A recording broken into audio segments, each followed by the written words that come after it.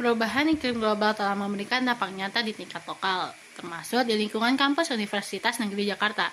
Nah, masalah utama yang diangkat adalah peningkatan suhu di area kampus yang dipengaruhi oleh fenomena global dan kondisi lokal, seperti berkurangnya ruang terbuka hijau dan dominasi permukaan yang lembab.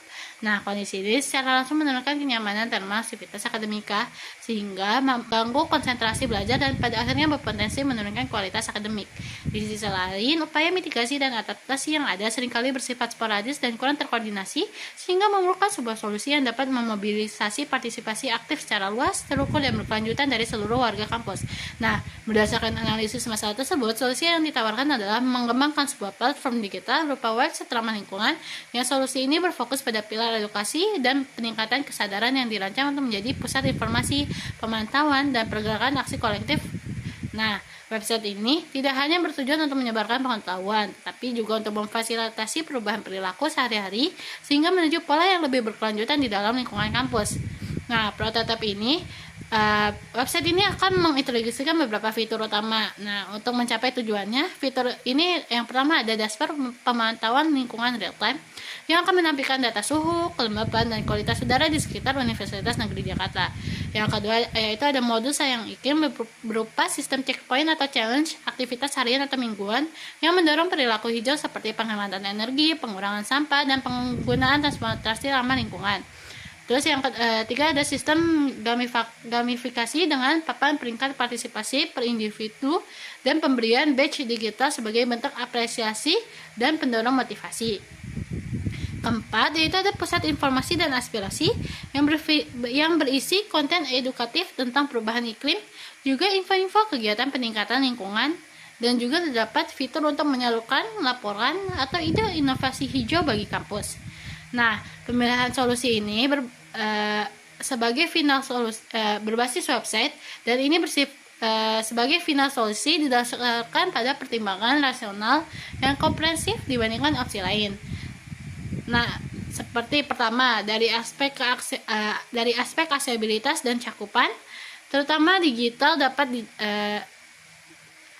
dari aspek aksesibilitas, platform digital dapat dijangkau 24/7 oleh seluruh sivitas akademika yang sudah sangat akrab dengan smartphone, sehingga menjangkau audiens yang lebih luas dibandingkan kampanye fisik yang terbatas waktu dan tempat.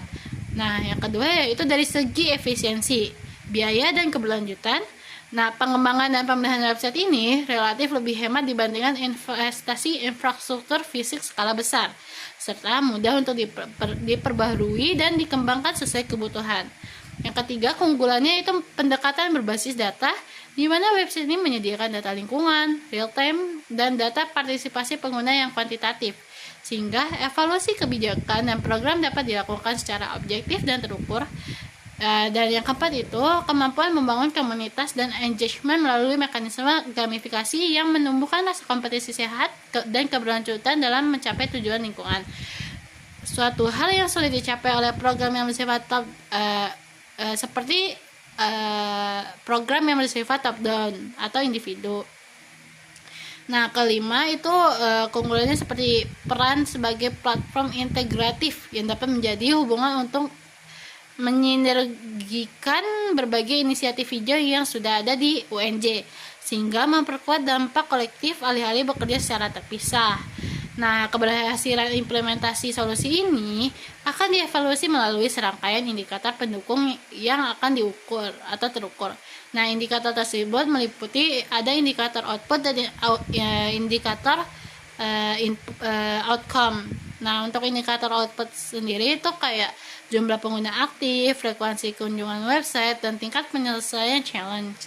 Untuk indikator outcome sendiri berupa peningkatan skor pengetahuan dari kuis-kuis edukasi dalam website, juga ada peningkatan jumlah aspirasi atau laporan lingkungan yang masuk, dan tren penurunan konsumsi energi di area prioritas atau di area UNJ sendiri, serta indikator dampak jangka menengah seperti stabilisasi atau penurunan tren suhu mikro yang terekam dan peningkatan persepsi kenyamanan lingkungan.